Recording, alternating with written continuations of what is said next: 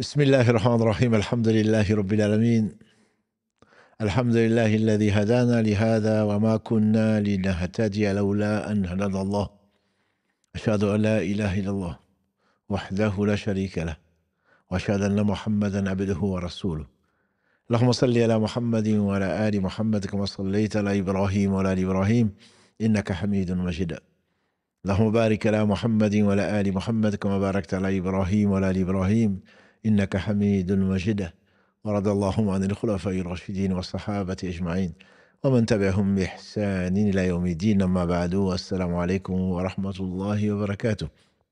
Mes sœurs, mes frères, les louanges, les remerciements, les éloges ne sièrent qu'au vivant qui ne meurt pas. Je nomme Allah, le premier qui n'a pas de début, le dernier qui n'a pas de fin.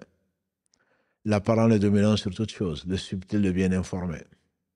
Le généreux, le miséricordieux par essence et par excellence, le seul digne de louange, le vivant qui ne meurt pas, et les hommes et les djinns meurent. Nous le louons, nous revenons vers lui repentant, nous revenons vers lui repentant. Et Allah aime les repentants. Nous demandons protection contre les conséquences de nos péchés, et les péchés ont des conséquences. D'où l'importance de la repentance.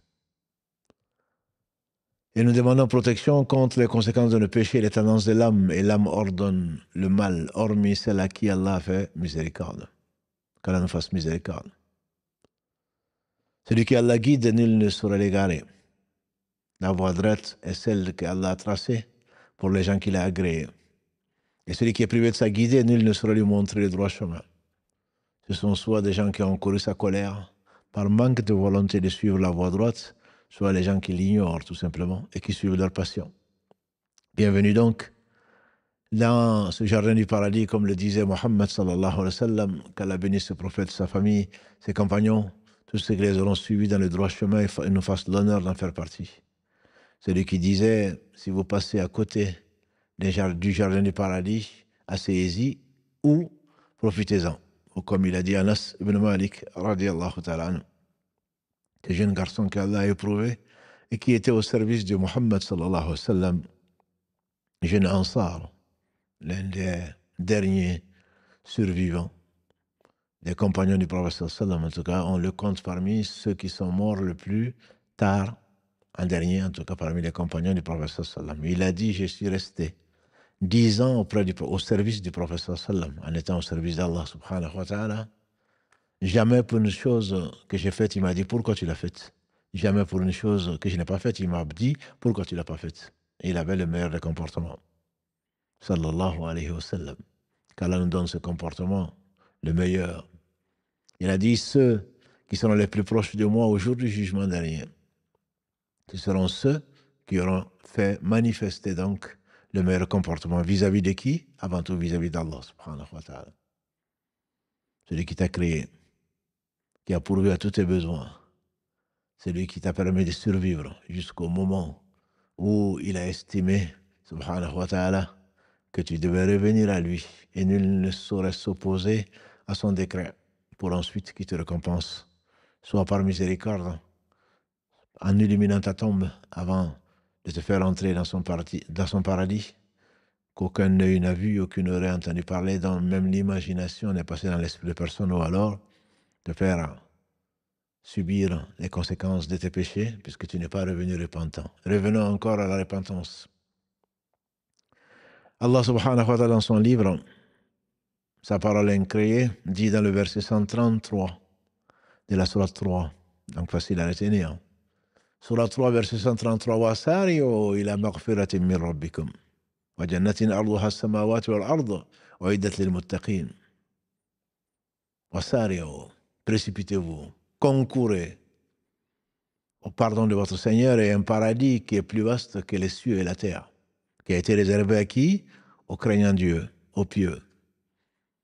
Donc le fait de se précipiter vers le pardon d'Allah, la demande de pardon d'Allah, fait effectivement partie des critères par lesquels on reconnaît le pieux.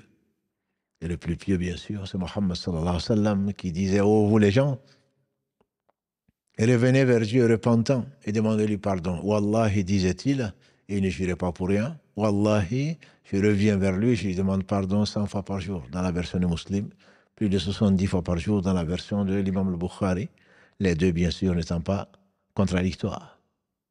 Wasario, précipitez-vous avant qu'il ne soit trop tard. Allah tend la main, béni subhanahu wa ta'ala, et rien ne lui ressemble. La nuit aux pécheurs du jour.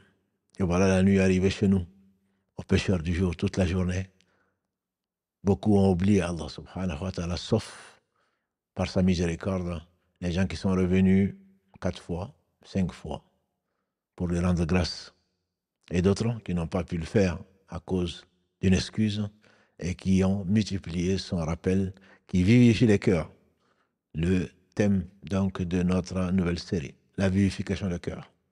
En effet, comme l'a dit le prophète sallallahu alayhi wa sallam, le fils d'Adam fait un péché et nous sommes tous des pécheurs. Le fils d'Adam fait un péché, un point noir vient s'incruster sur son cœur. Il demande pardon, Allah l'efface. Allah l'efface. Il ne demande pas pardon, il persiste et il continue, voilà que son cœur devient rouillé. Et c'est à ça que fait allusion le verset qu'il a expliqué alayhi salatu wassalam, Kallabal de la sourate 83. Kallabal rana ala qulubihim ma kanu yaksiboun. Oh que si leur cœur a été rouillé. Leur cœur a été rouillé pour ce qu'ils ont fait. Donc ce péché, c'est ce qui va rouiller ton cœur au point que ça devient le siège de Satan, qu'Allah nous en préserve. Au point que Allah te laisse à toi-même. وَلَا تَكُونُوا كَالَّذِينَ نَسُوا اللَّهَ فَأَنْسَاهُمْ أَنفُسَهُمْ أُولَٰئِكَ هُمُ الْفَاسِقُونَ. Ne soyez pas, dit Allah, dans le verset 19 de la sourate 59, comme ceux qui ont oublié Allah. Et il les a laissés à eux-mêmes. Et voilà les pervers. Cet oubli, cette indifférence, cette insouciance même, pour certains, c'est ce qui amène à une vie tumultueuse, à une vie faite de gêne dans ce bas monde. Et une fois que l'on oublie Allah subhanahu wa ta'ala, notre préoccupation principale est celle de s'occuper de ce bas monde. Et Sahal ibn Sa'ad al-Sa'adi radiallahu ta'ala a dit que le prophète sallallahu alayhi wa sallam nous a dit, celui dans le bas monde est la préoccupation. Allah disperse ses affaires. Allah disperse ses affaires, Allah fait que la pauvreté se manifeste entre ses deux yeux et il n'aura de ce bas monde que ce qui lui a été décrété. En effet, quand tu t'occupes du bas monde, tu as peur de ceci, tu as peur de ne pas gagner cela, tu veux ceci, tu veux cela, tes affaires sont dispersées. Le pauvre, c'est bien toi, même si tu emmagasines, même si tu as des comptes qui sont garnis, même si tu emmagasines des millions, tu restes pauvre. Parce que tu es avide de ce bas monde, qui représente pourtant pas grand-chose. Et tu n'auras que ce qu'Allah subhanahu wa ta'ala t'a décrété. Et le fouet, la place du fouet de l'un d'entre vous au paradis, a dit le prophète sallam, est mieux que tout ce que contient ce bas monde. Pour vivifier ton cœur, pour que le cœur vive, il faut qu'il soit nettoyé. Et un cœur mort a été comparé par le prophète sallallahu alayhi wa sallam. Un cœur mort, l'exemple d'un cœur mort, c'est celui qui ne se rappelle pas Allah. Le dhikr, le rappel d'Allah est la meilleure des choses. Comme disait le prophète sallallahu alayhi wa sallam, d'après le hadith de Abu Huraira, Abu Huraira rapporte que le prophète sallallahu alayhi wa sallam a dit, Ala dunya mal'unatun, mal'unun ma fiha illa dhikr Allahi wa ma wala wa aliman wa muta'alliman. Ce monde n'est-il pas maudit? Maudit ce qu'il contient sauf le rappel d'Allah et ce qui peut lui être assimilé. Notre live, la lecture du Coran, l'apprentissage et l'enseignant et l'élève.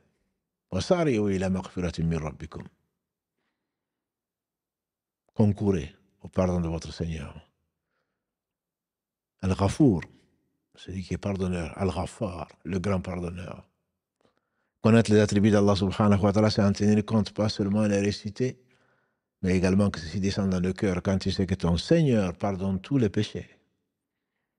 Verset 53 de la sourate 39 Az-Zumar, Allah dit, Qul ya ibadi alladhina asrafu ala anfusihim La taqnatu min rahmatillah. Inna Allah yaghfiru dhunuba jami'a. Innahu huwal ghafur rahim.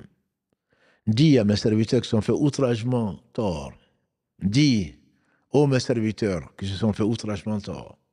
On a tout dépassé toutes les limites. Jamais ne désespérer de la miséricorde d'Allah. C'est l'un des plus grands péchés. Allah pardonne tous les péchés. Il est celui qui est le miséricordieux, le pardonneur.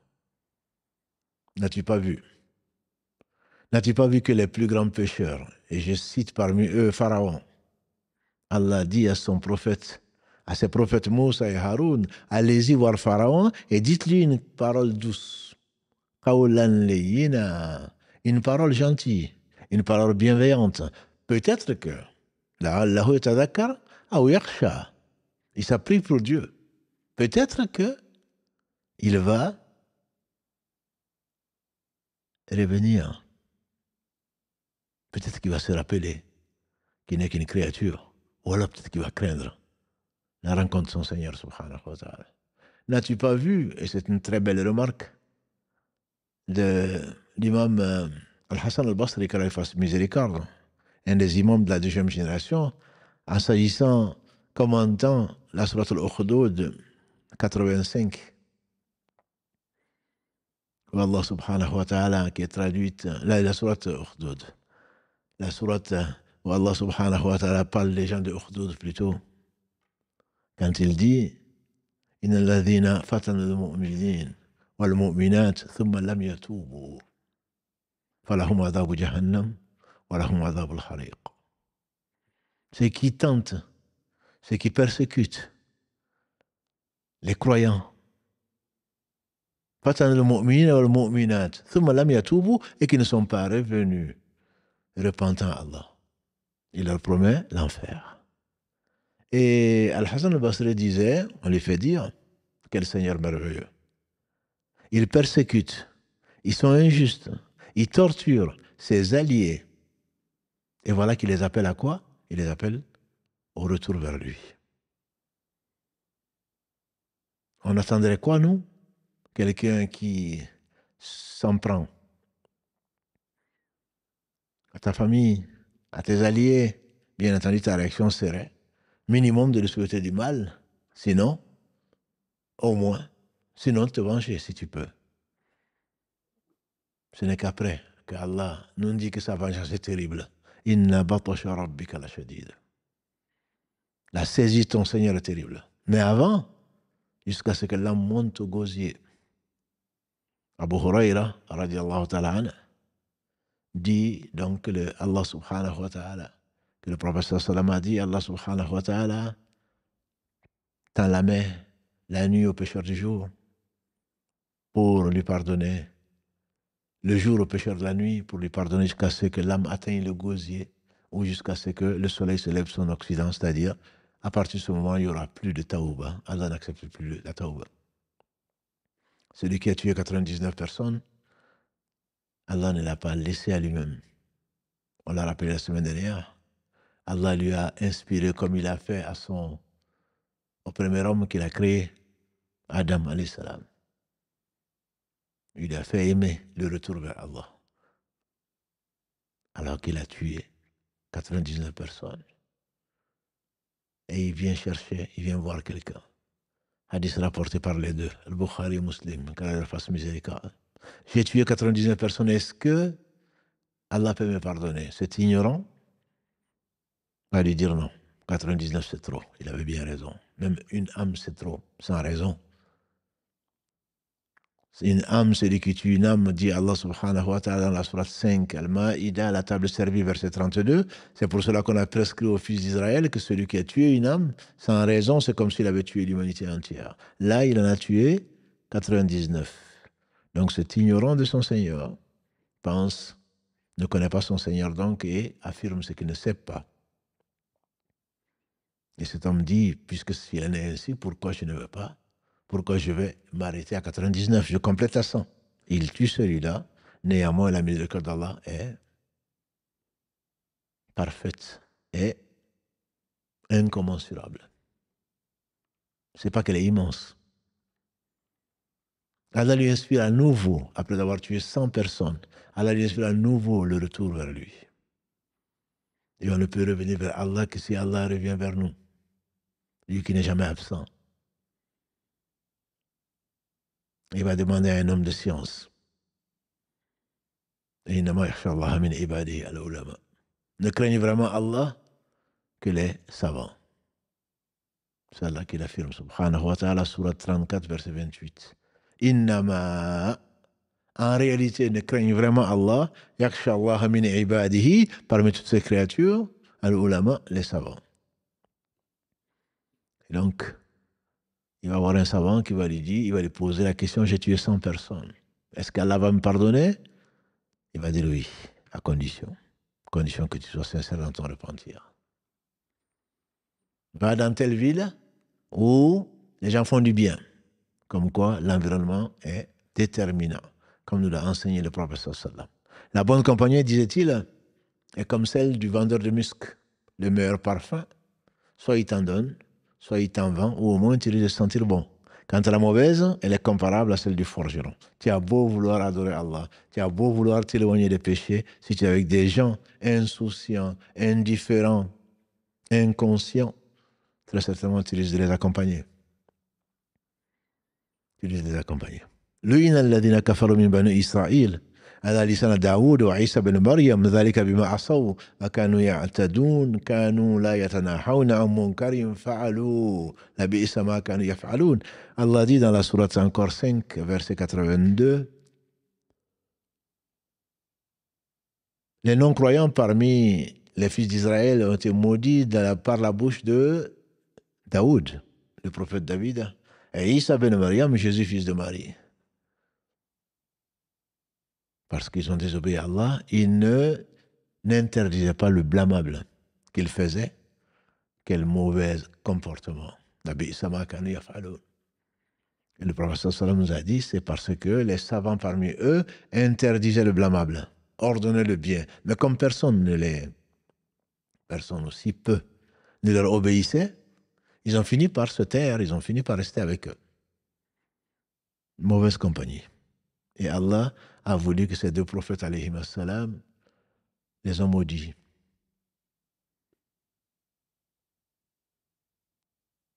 Allah, subhanahu wa ta'ala, est celui qui est le grand pardonneur. À condition que le serviteur revienne vers lui. C'est ça, la tawbah, dont on a parlé la semaine dernière pendant 1 heure, voire plus. La tawbah est définie par les gens de science comme le retour vers Allah, en fuyant sa colère et en s'écartant des égarés, par la guidée d'Allah subhanahu wa ta'ala avec son aide. Vous avez reconnu la Fatiha. Ceci ne peut se faire que par la voie droite. Tous les chemins ne mènent pas à Allah. Le seul chemin qui mène à Allah, c'est la voie droite, celle qu'il a enseignée à tous ses prophètes sans exception. La tawbah, c'est le retour vers Allah, en fuyant sa colère et en s'écartant des égarés. Par la guidée d'Allah et par son aide. Iyyaka na'budu wa iyyaka nasta'in. C'est toi seul que nous adorons, c'est toi seul dont nous implorons le secours. Par la voie droite. Ceci ne peut être entrepris, ou en tout cas n'est accepté d'Allah que par la voie droite qui est quoi? Qui est conditionnée par 2 choses. La connaissance d'Allah, c'est-à-dire le contraire de l'ignorance qui a amené les gens égarés de la voie d'Allah, la connaissance d'Allah, et la volonté. Donc l'acceptation de la volonté de suivre la vérité après l'avoir connue.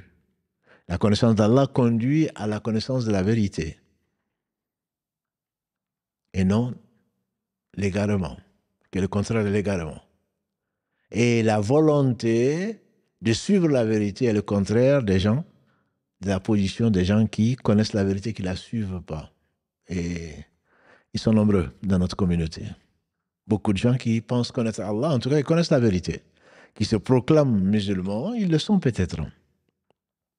Mais la désobéissance, et ils retardent la tawbah. Karim, qu'Allah le bénisse, a mis en réel le fait de retarder le repentir est un péché pour lequel il faut demander pardon. Wasario, وَسَارِعُوا إِلَى مَغْفِرَةٍ مِّن رَّبِّكُمْ. Précipitez-vous, dit Allah, concourez, vite, vite, vite fait, vite, concourez vers le pardon de votre Seigneur et vers un paradis. Donc ce pardon amène le paradis. Il vivifie les cœurs. Le cœur va être pur pour que le rappel d'Allah subhanahu wa ta'ala puisse prendre sa place, puisse remplir le cœur. وَسَارِعُوا إِلَى مَغْفِرَةٍ مِّن رَّبِّكُمْ. La tawba donc, c'est le fait de suivre la voie droite, pas seulement de s'arrêter en chemin. J'étais dans le péché, je m'arrête. Non, je dois revenir vers Allah. C'est l'éloignement du péché, c'est le retour vers Allah. La tawba, c'est le retour vers Allah. Ce retour ne peut se faire qu'en s'éloignant de la colère d'Allah, c'est-à-dire en s'éloignant d'être laxiste, en s'éloignant d'être paresseux.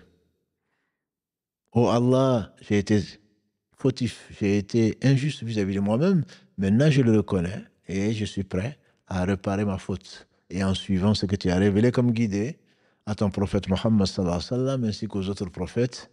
Et c'est pour cela que Allah dit subhanahu wa ta'ala, sirat al-mustaqim, ce chemin, lequel c'est le chemin de ceux que tu as comblé tes bienfaits. Sirat al-ladhina an'amta alayhim, et ailleurs, vous le savez, dans la sourate 4, les femmes, verset 69. Et c'est une très belle histoire d'ailleurs. Une très belle histoire. Un homme assis se mit à réfléchir. Ensuite, il va voir le prophète sallallahu alayhi wa sallam. Il dit, Ya Rasulallah, quand j'ai envie de te voir, parce qu'on a envie de voir les gens qu'on aime. On a envie de voir les gens qu'on aime. Il dit, quand j'ai envie de te voir, je viens à la mosquée, je te vois. Mais quand on va mourir, toi tu seras à un degré le plus élevé et moi je ne sais même pas si je vais rentrer au paradis. Ça l'a attristé. La compagnie du prophète sallallahu alayhi wa sallam. Ça l'a attristé. Et Allah a révélé le verset 69 de la sourate 4. وَمَنْ يُطِعِ اللَّهَ وَالرَّسُولَ فَأُولَئِكَ مَعَ الَّذِينَ أَنْعَمَ اللَّهُ عَلَيْهِمْ مِنَ النَّبِيِّينَ وَالصِّدِّيقِينَ وَالشُّهَدَاءِ وَالصَّالِحِينَ فَحَسُنَ أُولَئِكَ رَفِيقًا. Celui qui obéit à Allah et au messager, voilà ce qu'Allah a agréé. Parmi les prophètes, les gens véridiques, les martyrs témoins et les gens de bien qui font du bien. Et quelle belle compagnie, conclut-il, subhanahu wa ta'ala. Et donc, cette voie droite, elle est celle qu'Allah a tracée aux différents prophètes et différents croyants de tout temps, qui est donc le contraire de l'ignorance de sa religion, de l'ignorance d'Allah, de l'ignorance de ce qu'Allah aime et déteste, et accompagné d'une volonté ferme de revenir vers Allah, subhanahu wa ta'ala, de suivre la vérité une fois qu'on la connaît. Nous sommes nombreux à connaître la vérité, mais peu nombreux à la suivre, et pour cause.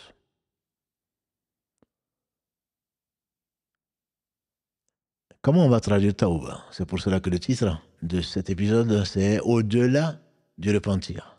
Qu'est-ce que c'est que le repentir? Si vous tapez sur Google, vous allez voir que le repentir est un vif regret. Vif regret éprouvé pour une faute commise, accompagné d'une promesse. Laquelle? La promesse de réparation. Est-ce ça, vraiment, la Tawba? Je dirais que partiellement, oui et non.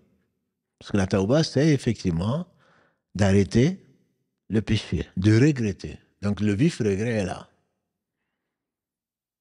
De décider de ne plus jamais le refaire. Donc accompagné, dit Google, d'une promesse de réparation. Au-delà de cela, parce qu'il est instantané, et quand on dit non, je me suis repenti, nous sommes nombreux à le prétendre. Mais est-ce qu'on s'est vraiment repenti? Peut-être. C'est un moment où on pleure. C'est un moment où on a le cœur gros. C'est un moment où on est décidé à ne plus jamais le refaire. Ça fait partie des conditions de la tawba, mais ce n'est pas ça la tawba. Ce n'est pas que ça en tout cas. Au-delà du repentir, il y a la repentance.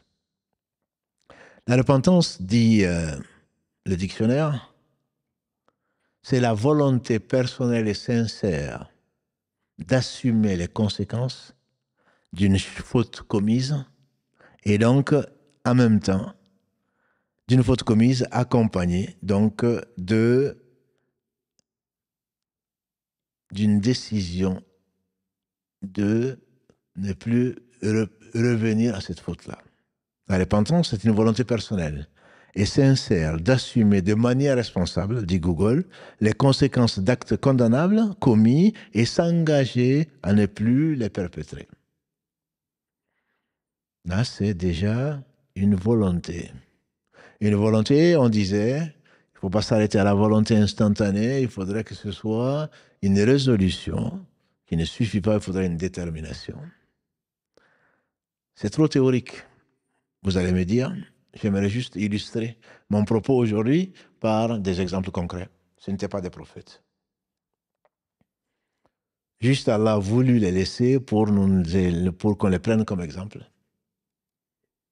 Et pour qu'on sache que c'était des hommes. Parmi les croyants, il y a des hommes. Allah a voulu les éprouver. Leur destin est tout simplement terrible.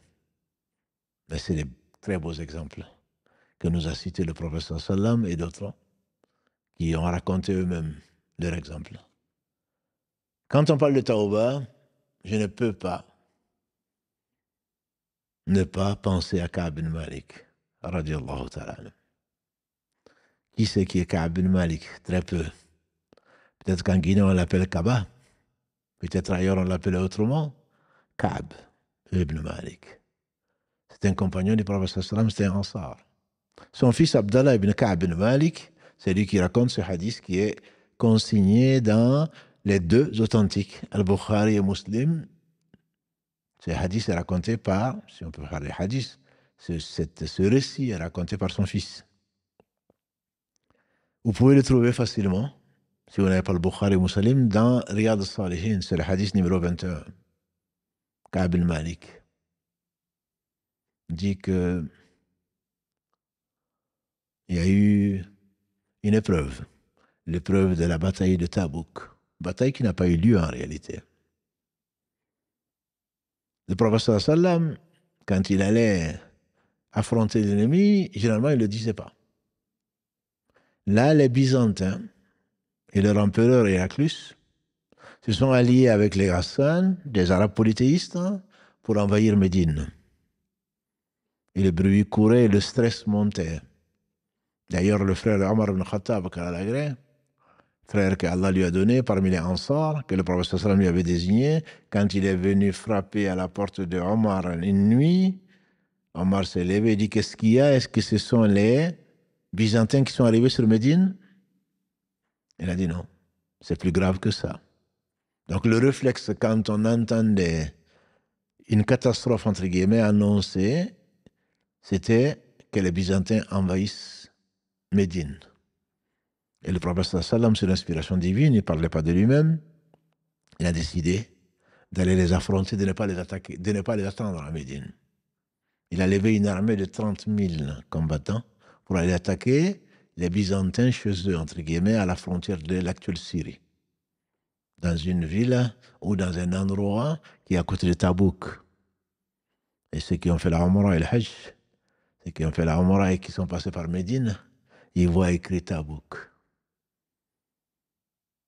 sur la route qui mène à la Mecque. Et donc le prophète sallam a averti, ce qu'il ne faisait pas d'habitude. C'est une ruse de guerre. Mais là, il a averti parce que il faisait chaud. Il faisait très chaud. Les palmiers étaient lourds, des dattes. Et il faisait bon, disait Ka'b, de rester à l'ombre du palmier et de boire de l'eau fraîche, tellement il faisait chaud. Et le prophète sallam a mobilisé les troupes en disant: on va aller affronter l'ennemi à des centaines de kilomètres de là, de Médine. Préparez-vous, que chacun donne ce qu'il peut. Et chacun a donné ce qu'il pouvait. Au point que certains sont venus avec quelques boyaux de dattes. Et les hypocrites, tout en étant musulmans, mais qui n'avaient pas de foi dans leur cœur, se moquaient d'eux. Qu'est-ce que des dates pourraient servir pour ce voyage? Et Allah l'a révélé, ce qu'il a révélé dans la sourate Tawbah. Très belle sourate pour prendre la température qui sévissait à ce moment-là. Certains ont donné ce qu'ils ont donné. Et à cette occasion, Allah a honoré Abu Bakr Siddiq, radiallahu ta'ala, qui, quand il est venu et quand le professeur lui a demandé qu'est-ce que tu as amené, il dit, je n'ai amené que ça. Qu'est-ce que tu as laissé chez toi? Il a dit, j'ai laissé l'amour d'Allah et de son messager. Sallallahu alayhi wa sallam. Et avant lui, Omar qui arrive, et le prophète sallam sourit. Et il ne parlait pas de lui-même. Omar, qu'est-ce que tu as apporté? Il dit, j'ai divisé mes biens en deux. La moitié, je le donne à Allah et la moitié, je l'ai gardé. Et le prophète sallam de dire, qu'Allah bénisse ce que tu as donné, qu'Allah bénisse ce que tu as gardé. Et quand Abu Bakr est venu avec peu, on dit quelques dirhams, et le prophète lui demande combien, qu'est-ce que tu as amené? Il dit, je n'ai que ça, et qu'est-ce que tu as laissé? Rien. Mais beaucoup. L'amour d'Allah et de son prophète. On dit qu'Omar a dit ce jour-là, j'ai compris que jamais je ne saurais dépasser, concourir avec Abu Bakr. C'était le meilleur des compagnons. Et certains savants ont dit, Abu Bakr ne vous a pas dévancé avec ce qu'il a dépensé, ni avec ses nombres de prières, ni ce qu'il pouvait jeûner, bien qu'il jeûnait souvent, bien qu'il priait. Il a dépensé avec ce qui était dans son cœur. Chaque fois qu'une révélation descendait, quand le prophète sallam a été invité pour être consolé au-dessus des 7 cieux par son Seigneur le nôtre, qui lui a donné la prière, en une nuit, on dit que sa couche était encore chaude quand il est revenu de ce voyage en passant par Jérusalem. Il est revenu du dessus des 7 cieux. Allah l'a comblé, l'a consolé, et quand il a dit aux gens que le lendemain qu'il était parti au-dessus des 7 cieux, certains ont commencé à douter. Ils ont été voir Abu Bakr. Ou Abu Bakr, s'il n'a pas entendu ce qu'il a dit Mohammed, sallallahu alayhi wa sallam, ils ont dit, qu'est-ce qu'il a dit? Il a dit qu'il a quitté cette nuit la Mecque. C'était avant l'Hégire, 1 an à peu près, dans une des versions en tout cas. Il est parti à Jérusalem, il est monté au premier, ensuite au second, ensuite au troisième, au quatrième, ensuite au sixième, septième. Il a rencontré différents prophètes, là n'est pas notre propos, et il est monté, il a été au septième où il y a le paradis, et il a vu ce que Allah seul sait, ce qu'Allah lui a montré. Ensuite, l'ange Gabriel qui l'accompagnait lui dit, monte. Toi, tu as été invité. Quant à nous, personne ne peut dépasser le lotus de la limite. Sidratul Muntaha, c'est pour cela qu'on l'appelle le lotus de la limite. Personne ne peut dépasser cette limite, sinon il sera brûlé. Toi, tu as été invité. Allah l'a reçu, subhanahu wa ta'ala, et l'a comblé en lui donnant les 50 prières par jour, qui sont devenues 5 prières par jour. Quand il est revenu, donc, on demande à Abu Bakr, tu n'as pas entendu ce qu'il a dit en une nuit? Qu'est-ce qu'il répond? S'il l'a dit, c'est que c'est vrai. S'il l'a dit, c'est que c'est vrai. Voilà la véracité. C'est pour cela qu'ils viennent juste après les prophètes. Dans le verset 69 de la sourate 4. Minan nabiyyin wa siddiqin. Ils viennent juste après les prophètes. Il suffit qu'ils sachent que ça vient de la révélation pour que le cœur l'accepte. Il n'y a pas de waswas. Il n'y a pas de tergiversation par rapport à ce qu'Allah a révélé. D'ailleurs, il dit dans la sourate 33, Al-Ahzab, verset 36, Allah affirme Ma kana li mu'minin wa la mu'minatin idha qada Allahu wa rasuluhu amran an yakuna lahumul khiyaratu min amrihim. Il n'appartient pas à un croyant, ni à une croyante. Une fois qu'Allah a révélé une chose, ou une fois qu'Allah a décidé d'une chose et son prophète, qu'ils aient le choix. Voilà les véridiques. Et Abu Bakr était le meilleur des compagnons. C'est pour cela qu'Allah l'a honoré. Dans ce bas monde, quand on parle d'Abu Bakr, on dit Abu Bakr as-Siddiq, Abu Bakr le véridique. Il avait amené tout. La confiance en Allah était totale, au point qu'il n'a rien laissé chez lui. Et ensuite, on sait que c'est Omar qu'Allah a choisi et qu'il a remplacé ensuite après. Après que lui fut le premier calife de l'islam.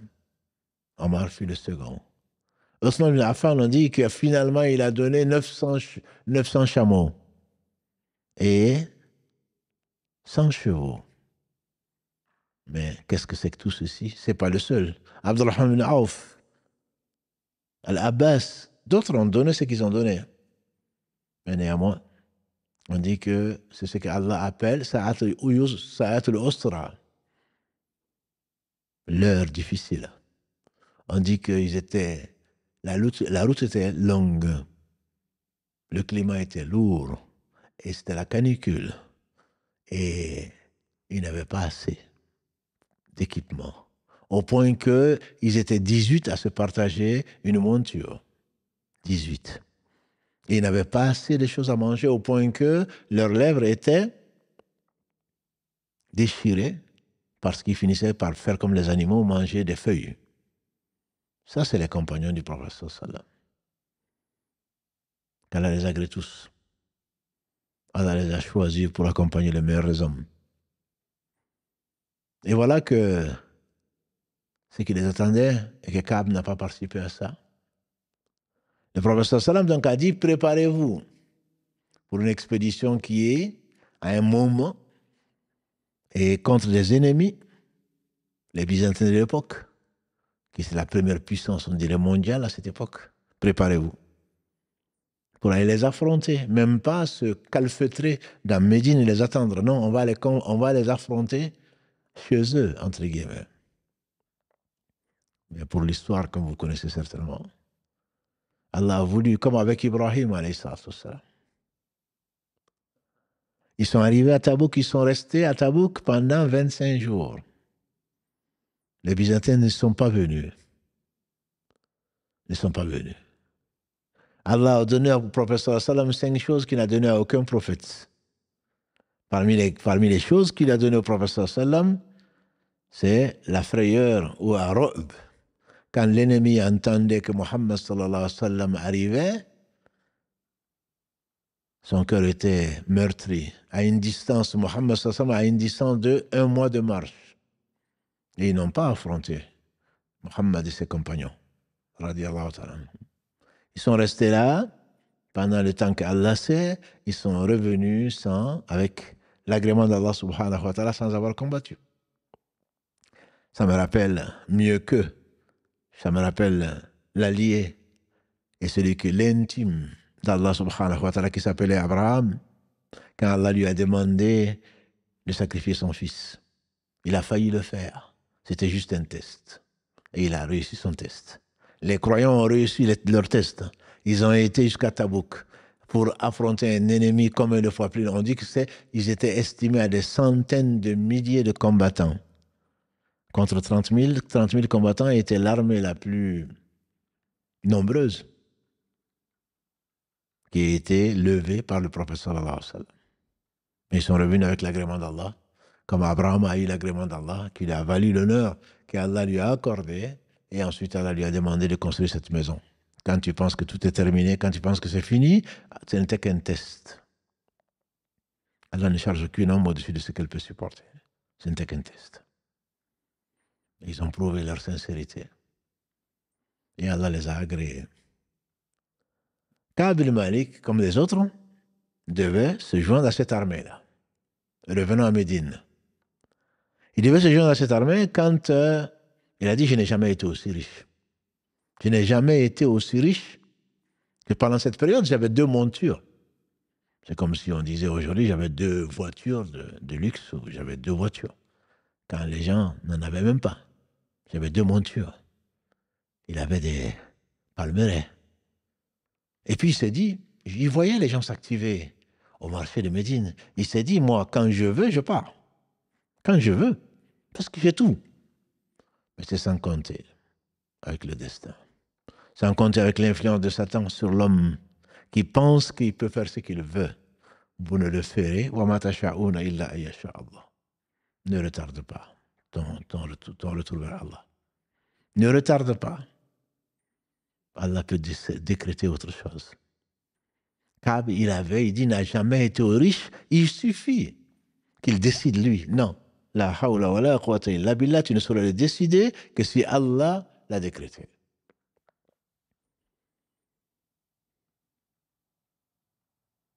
Le sage, l'omnipotent, le juste. Allah subhanahu wa ta'ala a voulu donner Ka'b comme un exemple. Il n'était pas le seul. Ka'b a dit, il était en train de retarder sa préparation quand il a entendu, les gens sont partis. Les gens, le messager d'Allah sallam et les Médinois croyants sont partis, tout simplement. À pied, bien sûr, avec quelques montures, quelques chevaux, quelques chameaux. Mais il s'est dit, de toute façon, moi j'ai ma monture. En un jour, je peux les rattraper. Et ensuite, ça va être en 2 jours. Et ensuite, ça va être en 3 jours. Et un très beau proverbe qui dit, qui remet à demain trouvera malheur en chemin. Qui remet à demain trouvera malheur en chemin. Il s'est mis à remettre à demain. Il s'est mis à remettre à demain, jour après jour. Jusqu'à ce que Mohammed sallallahu alayhi wa sallam et ses compagnons étaient éloignés. Plusieurs jours maintenant qu'il s'est parti. Et bien sûr, Satan, il va se dire, non, mais c'est pas la peine, c'est fini. Pas la peine. T'es perdu maintenant. Et jusqu'à ce qu'il apprenne que le prophète sallallahu alayhi wa sallam est revenu de Tabouk, victorieux spirituellement, sans avoir combattu avec les croyants. Je ne vous dis pas, je vous fais l'économie de ce qui s'est passé entre Tabouk, entre Médine et Tabouk, juste pour revenir, parce que sinon on n'en aura pas fini. Ka'b dit jusqu'à ce que j'ai entendu que le prophète sallallahu alayhi wa sallam était de retour. Quand il revenait, bien que sa mosquée et sa maison étaient accolées, il commençait toujours par la mosquée. Il allait faire 2 rakas et ensuite il partait chez lui. Cette fois-ci, il est venu, bien sûr, de jour, comme il nous a conseillé. Il a fait 2 rakas, il s'est assis là. Et les gens sont venus lui demander pardon, lui présenter des excuses. Et comme Ka'b le disait, quand les compagnons du prophète sallam sont partis, quand ils sortaient, ils ne voyaient que des femmes, ils ne voyaient que des handicapés et des gens qui sont connus pour être hypocrites. Ils se sentaient très mal. Il n'était resté vraiment que des gens, soit qui avaient des excuses, soit alors qui étaient connus pour ne pas être des croyants. Et donc ceux-là, parmi les hypocrites, sont venus demander pardon et demander au prophète sallallahu alayhi wa sallam de demander pardon pour eux. Ils avaient une famille malade, ils avaient ceci, ils avaient cela. Et le prophète sallallahu alayhi wa sallam a prié pour eux. Allah va le lui reprocher d'ailleurs. Qu'Allah te pardonne, dit Allah. Pourquoi tu as accepté leurs excuses? Mais c'était qu'un homme, il ne pouvait pas savoir, sauf la révélation. Ils étaient 80 après, à peu près. Et des versets 90 à 97, Allah subhanahu wa ta'ala les flétrit. Ils jurent, dit Allah subhanahu wa ta'ala, qu'ils sont sincères. Mais Allah sait que ce sont des menteurs. Allah les a maudits. Il a réservé à eux, il leur a réservé un châtiment douloureux. Ka'b, quand il est venu, après ces personnes hypocrites qui sont venues présenter des excuses au prophète sallam, quand le prophète sallam a vu Ka'b, il a souri, mais un sourire jaune. Ka'b disait, on savait quand il était content ou pas. C'était un sourire jaune qu'il a eu. Il a dit, et toi Ka'b, quelles sont tes excuses? Quelles sont tes excuses de nous avoir pas suivis? Alors, Ka'b lui dit, Ya Rasulallah, sallallahu alayhi wa sallam, Ya Rasulallah, tout autre que toi aurait pu peut-être être détourné par mes propos. Je suis l'un des plus éloquents des Arabes. Si je voulais te mentir, je t'aurais menti, tu n'aurais même pas décelé le mensonge pour te faire plaisir. Mais je sais que si je le fais, Allah subhanahu wa ta'ala va te révéler que j'ai menti. Si je le fais contre la colère d'Allah, Allah va te révéler que j'ai menti. Il a dit à Rasulallah, je n'ai aucune excuse. Je n'ai aucune excuse. Le prophète, qu'est-ce qu'il dit? Voilà quelqu'un qui a dit la vérité. Vas-y. Il n'a pas demandé au prophète, j'avais ma femme malade, j'avais ceci, j'avais cela. Il dit, je suis l'un des plus éloquents. Tu peux mentir à tout le monde, mon frère, à tout le monde, ma soeur. Jamais tu ne mentiras à Allah. Alors ne te mens pas. Quand tu es dans le péché, tu es dans le péché. Ne cherche pas les excuses comme nous sommes nombreux à le faire. Oui, mais Dieu sait que... Oui, Dieu sait que tu es menteur. Oui, mais c'est pas possible. Dieu sait que c'est possible. Oui, mais c'est la faute d'eux. Oui, mais tout le monde le fait. Oui, mais... Si Allah mettait tout le monde en enfer, ce serait en pure justice, disent les anciens. Mais sa miséricorde l'emporte. Ne te mens pas. Le pire, c'est de te mentir à toi-même. Ka'b dit, Ya Rasulallah, je n'ai aucune excuse. Et le prophète sallam de lui dire, toi, vas-y. Voilà quelqu'un qui a dit la vérité. Quand il est parti, des gens de son peuple, des gens qu'il aime, lui ont fait des reproches. Mais pourquoi tu n'as pas trouvé d'excuses? Des gens ont trouvé des excuses et le prophète sallam a prié pour eux. Et Allah les a pardonnés.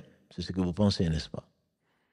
Parce que quand le prophète demande, quand il fait des invocations, Allah accepte, sauf il n'est l'obligé de personne.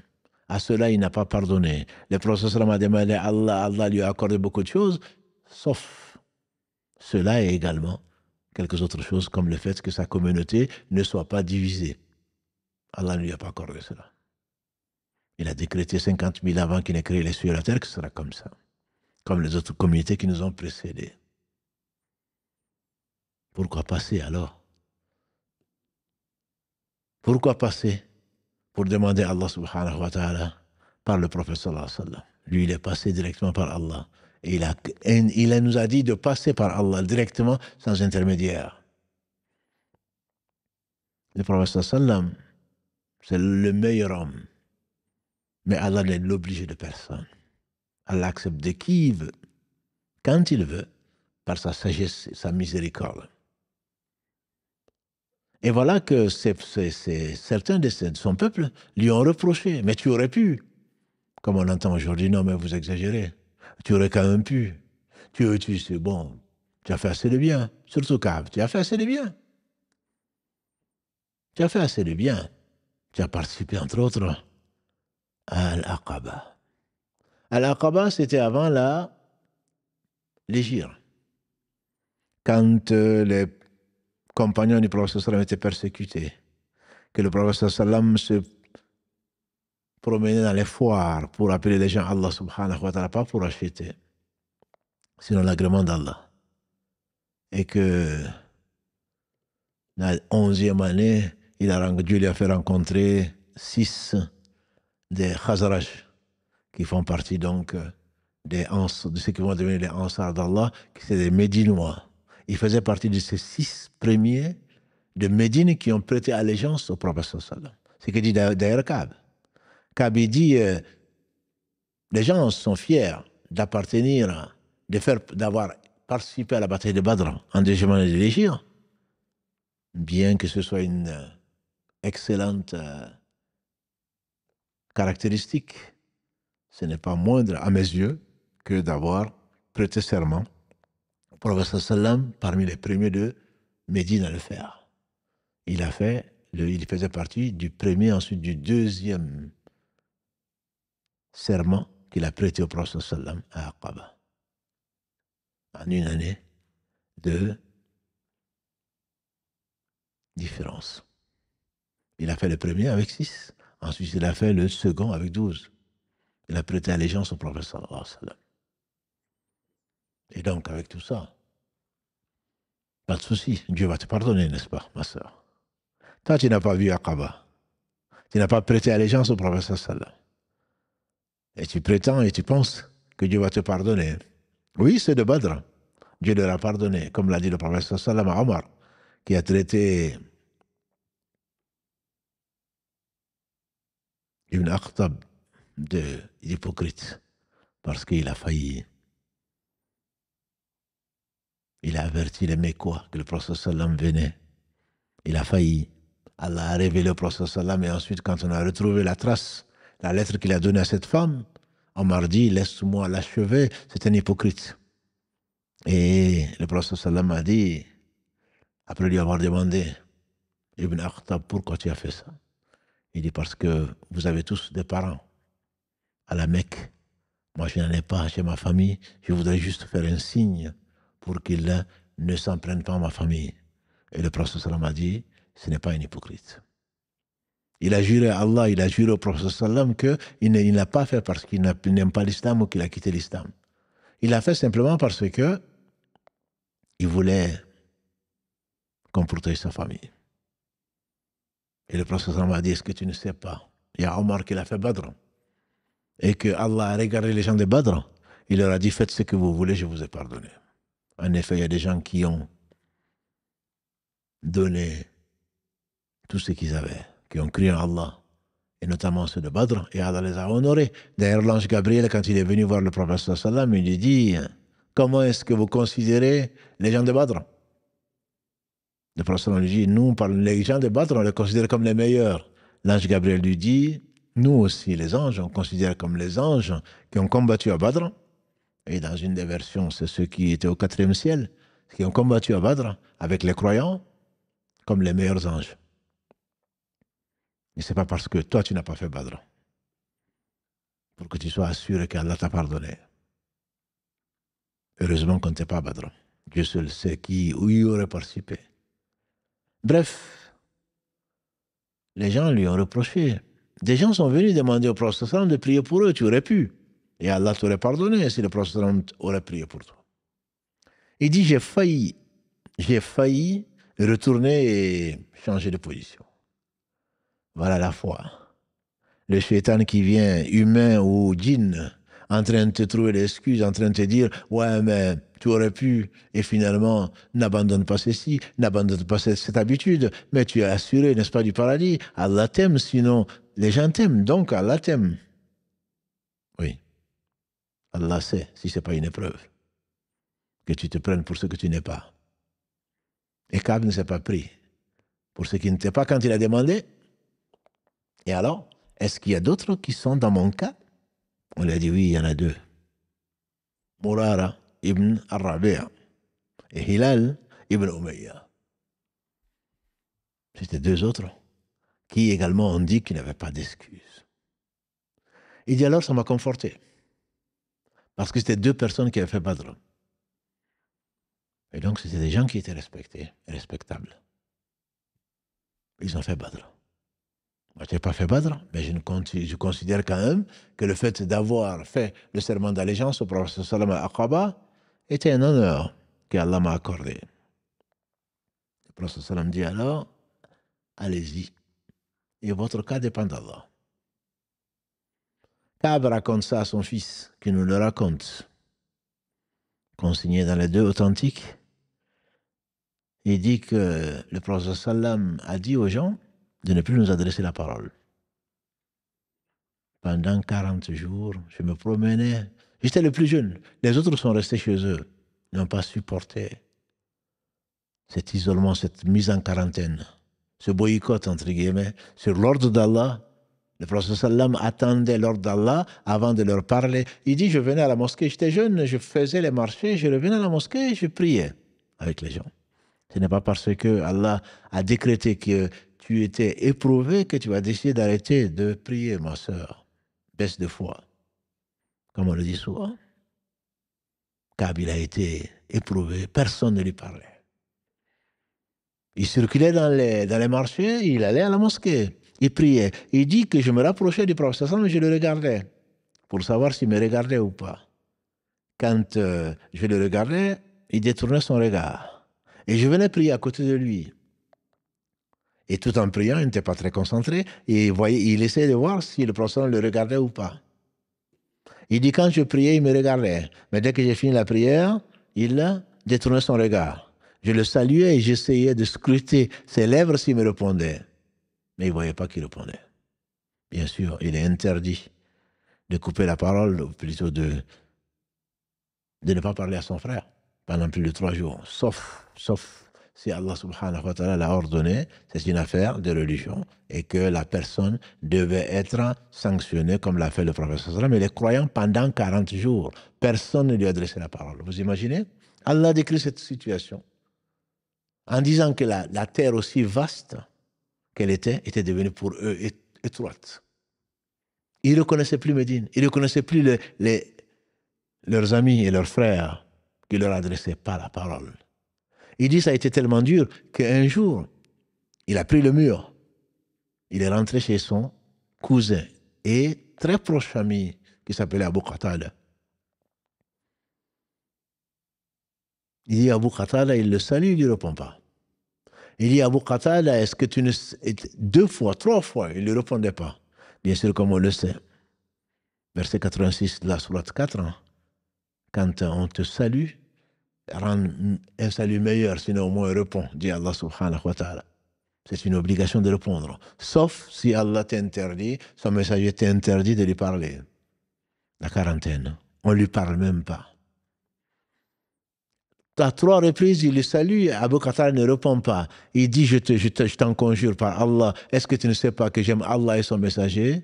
Abu Qatada lui répond, Allahu wa rasuluhu a'lam. Il lui répond pour lui dire quoi? Allah et le messager le savent mieux que moi. C'est tout. Il était triste. Il a repris le mur de l'autre côté, il est parti. Ceci a duré 40 jours. C'est pas fini. Après 40 jours, le messager d'Allah sallallahu alayhi wa sallam lui envoie. Il lui envoie un messager pour lui dire de s'éloigner de sa femme. De s'éloigner de sa femme. Il lui demande, est-ce qu'il m'a demandé de divorcer? Il dit non, c'est pas ce qu'il m'a dit. Et le même message avait été envoyé à Murara et également à Al-Hilal. Al-Hilal. Ils se sont éloignés de leur femme. Il n'a pas dit qu'il faut divorcer, mais il faut s'éloigner.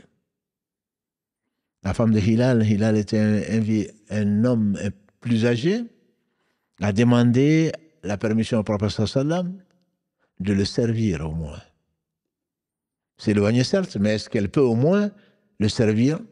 Le prophète a accepté, mais qu'il ne t'approche pas. Qu'il ne t'approche pas. Et la femme de dire, il n'a aucune envie. Il n'en a aucune envie. Depuis qu'il est dans cette situation, depuis 40 jours, il ne fait que pleurer. Il ne fait que pleurer depuis 40 jours. Il n'a aucune envie. Ce ne sont pas des relations intimes ou des choses comme ça qui l'intéressent. Il ne fait que pleurer depuis 40 jours. Sachant qu'Allah a décrété qu'il fallait faire une quarantaine, il ne sait pas s'il va en enfer ou au paradis, si Allah va lui pardonner ou pas. Et on dit à Ka'b, et si tu demandais la même faveur au messager d'Allah sallallahu alayhi wa sallam, qu'au moins ta femme reste avec toi, puisqu'il a dit à sa femme, repars chez tes parents. Ça ne veut pas dire qu'il a divorcé, il repart chez ses parents jusqu'à ce qu'Allah décrète. Parce que Hilal a eu cette faveur-là, et si tu demandais, il a dit, oh que non. Hilal était une personne âgée, moi je suis jeune. Et si je demandais, et si le prophète sallallahu me refusait? Et si le prophète sallallahu me refusait ça, il n'a pas demandé.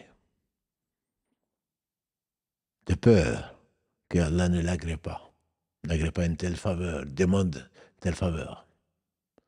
Et dans ces entrefaits, comme il disait, il était au marché quand personne ne lui parlait, donc avant cet événement, et voilà que quelqu'un, un paysan venant de Rassan, demandait dans le marché de Médine, où est Ka'b? Qui est Ka'b?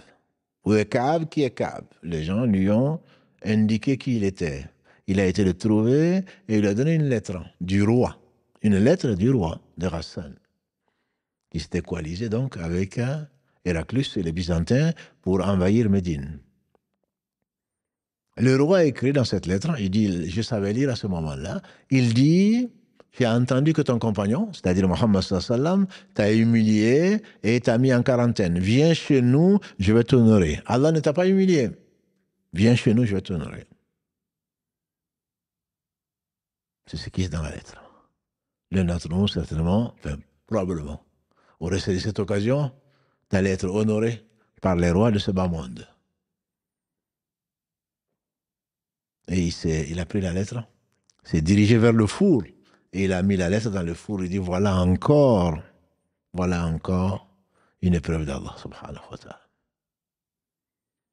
40 jours sont passés, 10 jours sont passés, alors qu'il est seul, sans épouse, ni quoi que ce soit. Il avait fait la prière du matin. Quand il a entendu, Ya Ka'b, réjouis-toi. Allah t'a pardonné. En fait, quand au matin, après la prière du matin, Allah a révélé les versets 117 à 119 de la sourate 9, qu'il a pardonné aux croyants, certes, mais il a également pardonné aux trois qui avaient été mis à l'écart. Les trois qui ont été mis à l'écart. Et qui, pour qui la terre est devenue si étroite. Et qui savaient qu'il n'y a de fuite d'Allah que vers Allah. Pour que Allah revienne vers eux.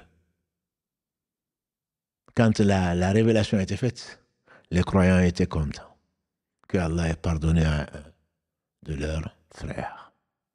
Les croyants ne sont que des frères. Le prophète sallam a dit, les croyants dans leur amour, dans leur compassion, sont comme un seul corps. Quand un seul membre souffre, c'est tout le corps qui répond par l'insomnie et la fièvre. Que Allah ait pardonné à leurs frères et réjouissait les gens. Un s'est jeté sur son cheval, voulant aller annoncer la nouvelle. Et l'autre était rentré en concours. Et par sa voix qu'il a portée, et Kaab a entendu la voix de la voix donc de cet homme, qu'Allah le bénisse, qui lui annonçait la bonne nouvelle. C'est comme si c'était lui-même. Il était encore plus réjoui que si Allah lui avait accordé ce qu'il avait accordé à lui. Parce qu'aucun d'entre vous ne sera croyant jusqu'à ce qu'il aime pour son frère ce qu'il aime pour lui-même. Le cavalier était sur son cheval avant d'arriver pour annoncer la bonne nouvelle à Kaab. Kaab avait déjà appris la bonne nouvelle parce qu'il était monté sur son toit après avoir prié le matin et Allah a porté la voix de cet homme. Et quand cet homme dont il a reconnu la voix est arrivé, il dit, les 2 tuniques que j'avais, je lui ai offert. Et j'ai emprunté 2 tuniques. Ce n'est pas nous, nos garde-robes qui sont pleins. Il a emprunté 2 tuniques pour aller à la mosquée, parce qu'il n'avait que 2 tuniques qu'il a données à cet homme comme cadeau. Quand il est arrivé, les gens étaient contents, sont levés pour le féliciter. Et Talha ibn Ubaydillah a été le seul muhajir, le seul Mécois à se lever à sa rencontre et l'embrasser. Il dit, je n'ai jamais oublié ce geste de Talha ibn Ubaydillah, qu'Allah agrée tous les compagnons de Mohammed sallallahu alayhi wa sallam. Dès qu'ils l'ont vu, ils sont tous levés comme un seul homme pour le féliciter. Félicitations pour ton pardon d'Allah subhanahu wa ta'ala. Voilà les croyants. Voilà les frères. Voilà ce que l'islam demande aux gens. D'aimer pour son frère ce qu'il aime pour lui-même. Même si c'est très difficile. Un épigone disait, il m'a été plus facile de jeûner le jour, de grande chaleur, plutôt que d'aimer pour mon frère ce que j'aime pour moi-même. C'est pas facile. Mais il y a de vraiment facile que ce qu'Allah facilite. Qu'Allah nous l'accorde. Cette foi sincère, cette véracité. Et Kaab, quand il est arrivé voir le prophète sallam, aujourd'hui ce n'était pas un sourire jaune, c'était un sourire de joie. Il a dit, réjouis-toi, ya Kaab. C'est le meilleur jour. C'est le meilleur jour que tu vis depuis que ta mère t'a mis au monde. Depuis que ta mère a mis au monde, c'est ton meilleur jour. C'est-à-dire Allah subhanahu wa ta'ala, le jour où il t'a pardonné. Mes frères, mes sœurs, si on savait l'importance du retour vers Allah, très certainement, on ferait des efforts grâce à Allah subhanahu wa ta'ala. On ferait des efforts. On ne remettrait pas le retour à plus tard. Il dit, réjouis-toi, ya Kaab, c'est le meilleur jour depuis que ta mère t'a mis au monde. Kaab a dit, ya Rasulallah, est-ce que ça vient de toi ou ça vient d'Allah? Il dit, non, ça vient plutôt d'Allah. Ça vient plutôt d'Allah. Et Kaab a dit, ya Rasulallah, pour remercier Allah, j'ai envie de donner ce que j'ai. Le prophète sallam a dit, garde-en pour tes héritiers. Parce que Allah était bon. Et Allah est bon avec tout un chacun. Parce que Allah m'a pardonné, je vais faire quelque chose. Je vais donner à Allah tout ce que j'ai. En signe de reconnaissance. Il a dit non, garde-en. Il dit, j'ai gardé ce que j'ai eu comme butin de Khaybar. Alors, il a fait une promesse. Il a dit, ya Rasulallah, parce qu'Allah m'a pardonné.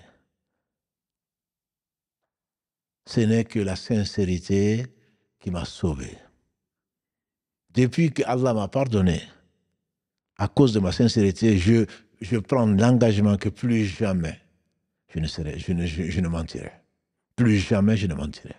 Parce qu'il n'y a que le mensonge, il y a que la vérité, le fait de dire la vérité qui l'a sauvé. Et Allah a révélé à propos de Ka'b, le verset 118 de la sourate 9. Ya ayyuhalladhina amanu, ittaqullaha wa kunu ma'as sadiqin. Oh, vous les croyants, vous qui prétendez avoir la foi, craignez Allah et comptez parmi les véridiques. Il n'y a que la vérité qui l'a sauvé. Ça, c'est une histoire que vous pouvez retrouver si vous avez envie de pleurer un jour, que vous n'y arrivez pas. Je vous conseille de lire ce hadith numéro 21 de Riyad Salihin, qui est l'histoire de Ka'b bin Malik, qu'Allah l'agréé. Et les compagnons du prophète sallam étaient comme ça. Ils étaient comme ça, ils étaient sincères.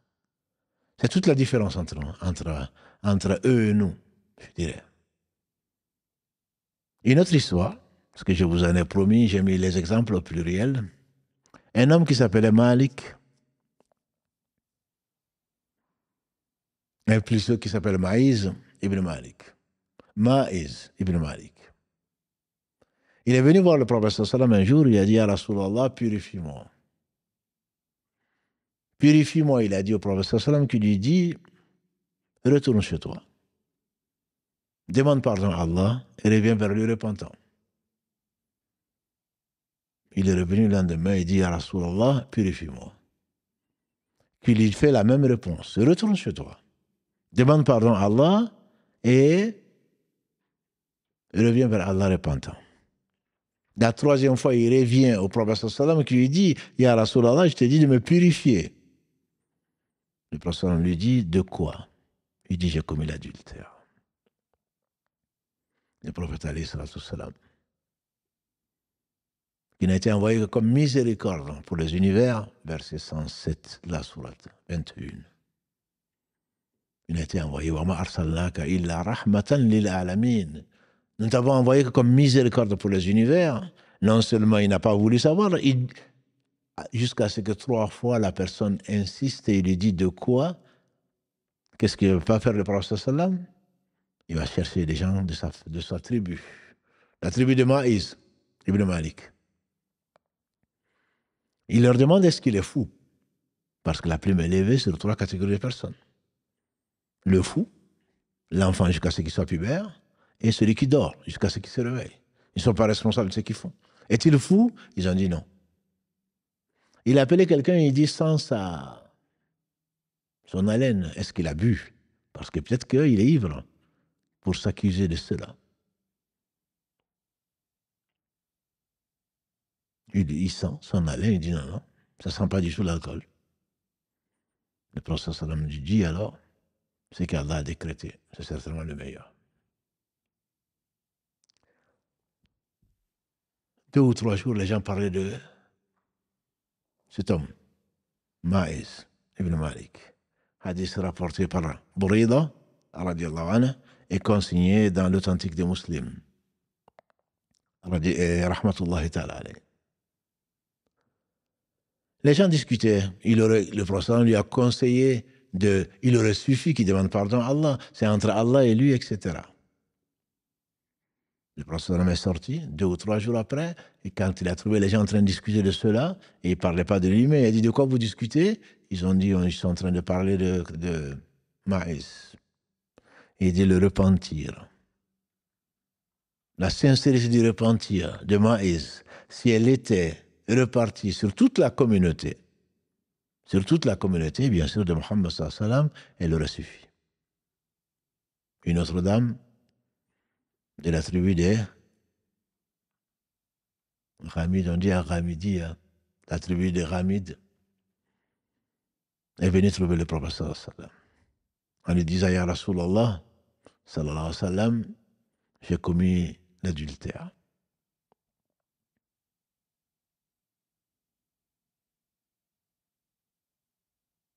Purifie-moi. Le prophète sallam va demander pardon. Le lendemain, elle revient, le prophète lui fait la même réponse. Et elle lui dit, tu veux faire comme avec Maïs? Donc c'était une histoire qui était connue à l'époque. La preuve, si tu veux une preuve, c'est que je suis enceinte. Le prophète sallam lui dit, repars quand tu vas accoucher, tu reviendras. Pour lui donner toutes les chances de recevoir une révélation qui la dédouane ou qui lui pardonne. 9 mois, je dirais, pour revenir vers Allah et que se peut qu'Allah lui pardonne. Mais Allah avait décrété autre chose. Elle revient avec cet enfant 9 mois après avoir accouché, ou après avoir accouché en tout cas, quel que soit le nombre de mois. Le prophète sallam lui dit, repars. Allaite cet enfant a besoin de toi. On imagine l'allaitement complet qui est de 2 ans, sans contrôle judiciaire. Elle revient toute seule après 2 ans, avec un enfant dans les bras, l'enfant est en train de manger du pain. Comme pour montrer au prophète sallam que l'enfant n'a plus besoin de sa mère. Le prophète sallam a pris cet enfant donc et l'a confié à quelqu'un de sa famille. Et quand le prophète sallam a prié sur cette femme, Khalid ibn Walid, qu'Allah l'agrée, s'est mis à l'insulter. Le prophète sallam a dit, Ya Khalid, ne l'insulte pas. Le repentir de cette femme, si elle était repartie sur des collecteurs d'impôts injustes, ça leur aurait suffi. Et Omar ibn Khattab, qu'Allah l'agrée, le prophète quand il a prié, il dit, Ya Rasulallah, tu pries sur une femme qui a fait l'adultère? Il dit, Ya Omar, la sincérité de cette femme, s'il avait été reparti sur 70 personnes de Médine, ça leur aurait suffi. Tout ceci pour dire quoi, mes frères et sœurs? Je me suis repenti, c'est facile à dire. Au-delà du repentir, il y a une repentance qui, pour cette femme, a duré pendant minimum 2 ans. Si Ka'b ibn Malik est resté pendant 50 jours, c'est peut-être les meilleurs jours de leur vie. Ce cœur gros, ces larmes qui pleurent, ce regret sincère qui est continu et non pas seulement immédiat et si éphémère dans notre cas, n'est pas la preuve de la sincérité du repentir. La repentance, donc, c'est cette période, comme le dit Google, c'est cette volonté ferme et personnelle d'assumer les conséquences de façon responsable d'un péché qui est commis.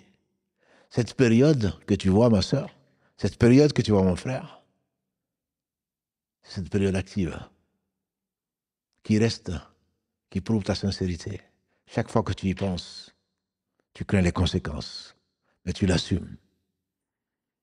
Je me mets au service d'Allah, je sais que j'ai désobéi à Allah, je n'aurais jamais dû le faire. Oh Allah, pardonne-moi.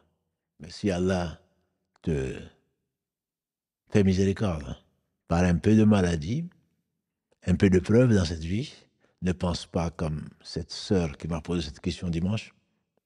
Et pourquoi Allah, pour pardonner les gens, a besoin, entre guillemets, de leur faire mal? Le prophète sallam a dit, il n'y a pas un mal qui touche un croyant. Une gêne, une maladie, jusqu'à un souci, jusqu'à la piqûre d'épine sans qu'Allah ne lui enlève un péché ou ne l'élève en degré. Et donc là, tu penses que ce n'est pas normal. Allah aurait pu pardonner, bien sûr. Bien sûr qu'il aurait pu pardonner. Et c'est une miséricorde pour que ton cœur soit pur. Ce mal que tu ressens purifie ton cœur, revivifie ton cœur et laisse la place à l'amour d'Allah subhanahu wa ta'ala et aux bonnes œuvres. Si Allah ne t'avait pas envoyé ce stress, si tu n'avais pas envoyé cette angoisse, si tu n'avais pas envoyé cette douleur, quelle est la meilleure période pour le cœur? C'est cette période. Allah sait et toi tu ne sais pas. Allah est sage et toi tu n'es pas. Tu ne l'es pas. Comment tu le serais alors que tu ne sais pas? Si Allah t'envoie de quoi te purifier, c'est pure miséricorde. Si Allah fait que l'injuste, il lui donne un répit, si Allah subhanahu wa ta'ala veut, s'il veut que celui qui est injuste, s'il lui rend malade, autre chose, c'est pour lui montrer qu'il est faible. C'est pour lui donner une chance supplémentaire pour qu'il revienne vers lui. Ce n'est pas pour le punir. Parce que personne ne supportera la punition d'Allah subhanahu wa ta'ala. Personne ne peut supporter la punition d'Allah. C'est peut-être leur meilleure période de dhikr, de rappel d'Allah, parce que tu sens que tu as besoin d'Allah, tu sens que pour une fois, tu es sincère. Et il se peut que c'est au travers de ça qu'Allah subhanahu wa ta'ala te pardonne et te fait rentrer au paradis. Toi, tu aurais préféré, n'est-ce pas, ne rien sentir et ensuite subir le châtiment d'Allah subhanahu wa ta'ala que personne ne peut supporter. Que personne ne peut supporter. Le prophète sallam nous a dit que le feu de l'enfer 70 fois plus chaud que notre feu. Des compagnons ont de lui dire, mais même s'il était aussi chaud, il dit oui, je le sais bien. Oui, je sais. Mais je vous dis qu'il est 70 fois plus chaud que le feu de ce bas monde. Qui peut supporter le feu de ce bas monde? Quand on essaye d'imaginer 70 fois plus chaud, et dans quelles circonstances? La colère d'Allah est bien plus grave comme châtiment. La privation de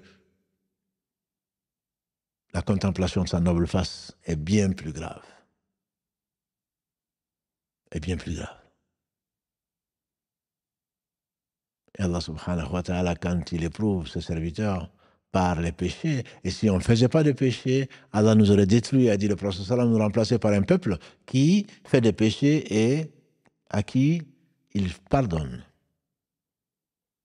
Et Allah a été pardonneur avant d'avoir créé. C'est pas parce qu'il a créé, dit l'imam At-Tahawi, Abu Ja'far, quand il fasse miséricorde, c'est pas parce qu'Allah a créé les hommes et qu'ils ont fait des péchés qu'il est devenu pardonneur. Il a toujours été pardonneur, subhanahu wa ta'ala. Sa miséricorde l'a toujours emporté avant qu'il n'ait créé sur sa colère. Et nous méritons ce que nous méritons. Mais Allah, il est celui qui aime le retour de son serviteur. Plus que cet homme, donc, comme on l'a vu la semaine dernière, qui a perdu sa monture et tous ses vivres, et qui le retrouve. Allah est pardonneur. Allah est miséricordieux. Mais on ne saurait mentir à Allah. Je me suis repenti, et nous sommes nombreux à revenir au même péché. C'est à croire que notre sincérité est en cause. Le repentir, ce n'est pas seulement par la langue. Le repentir, c'est un cœur qui s'attriste et qui a honte de son Seigneur. Allah, si tu voulais, tu aurais fait de moi ce que tu veux. Comme l'a dit Moussa, alayhi salam. Allah, si tu avais voulu, tu m'aurais détruit, moi et tous ceux qui sont avec moi. Mais ta miséricorde l'emporte. C'est avec honte, avec le cœur humilié devant Allah subhanahu wa ta'ala, avec la ferme résolution de ne plus jamais y tomber. Et celui qui le fait, très certainement, retrouvera un cœur qui est vivifié, un cœur qui est pur, où Allah va déverser de la lumière qui lui permettra de suivre le chemin et qui l'accompagnera, on l'espère bien, sur le sirat qui est jeté sur l'enfer au jour du jugement dernier. La promesse d'Allah est vraie.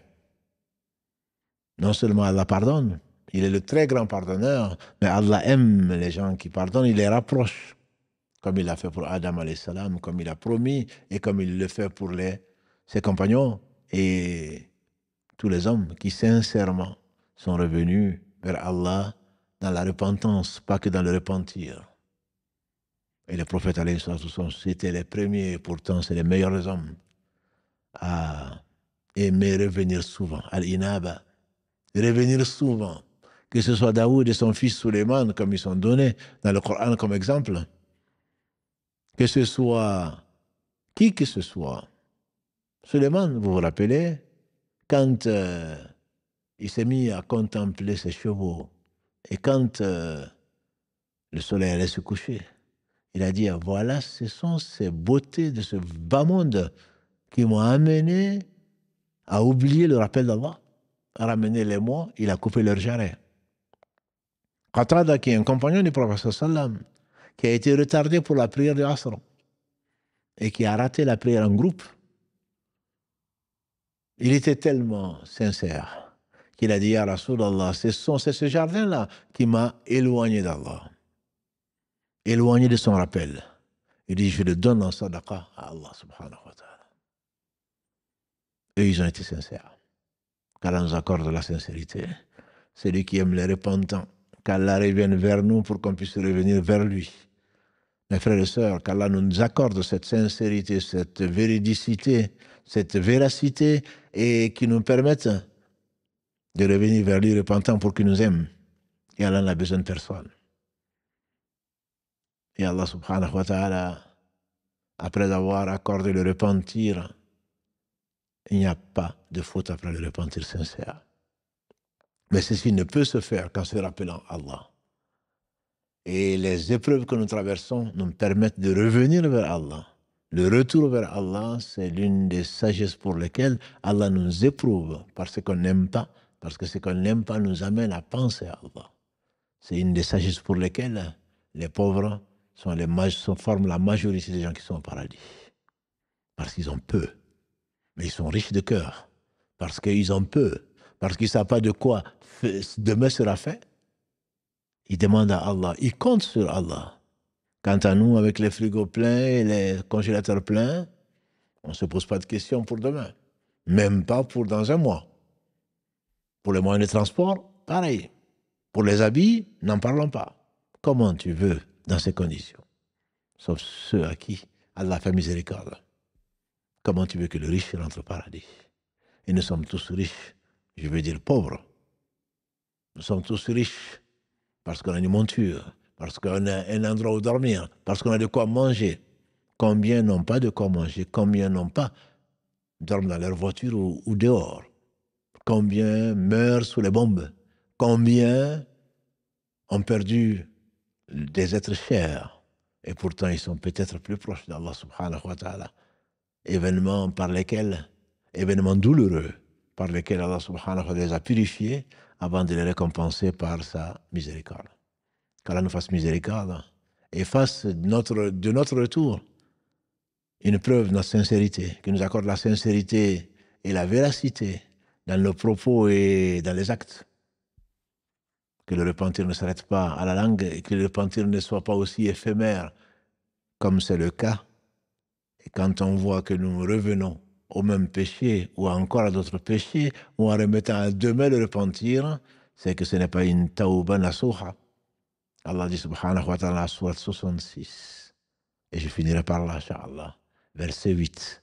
Ya ayyuhalladhina amanu tubu ila Allahi taubatan nasuha. Vous les croyants, revenez vers Allah repentant d'un repentir sincère. Asa rabbukum yukaffiru ankum sayyi'atikum. Il se peut, afin que votre Seigneur vous expie vos péchés et vous fasse rentrer dans un paradis. Jannatin tajri min tahtiha al-anhar. Yawma la yukhzi Allahu an-nabiyya walladhina amanu ma'ah. Le jour où Allah n'humiliera pas le messager, le prophète, ainsi que les gens qui sont avec eux. Qu'Allah nous compte parmi ceux-là.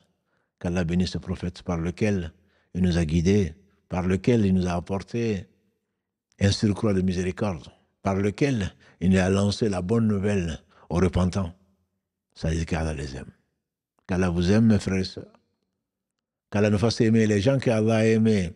Le prophète sallam, Ka'b ibn Malik, Ma'iz, cette femme de Ramidia, et bien d'autres. Anonymes, oui, anonymes. Mais ils ne sont pas anonymes chez Allah. Allah sait qui ils sont.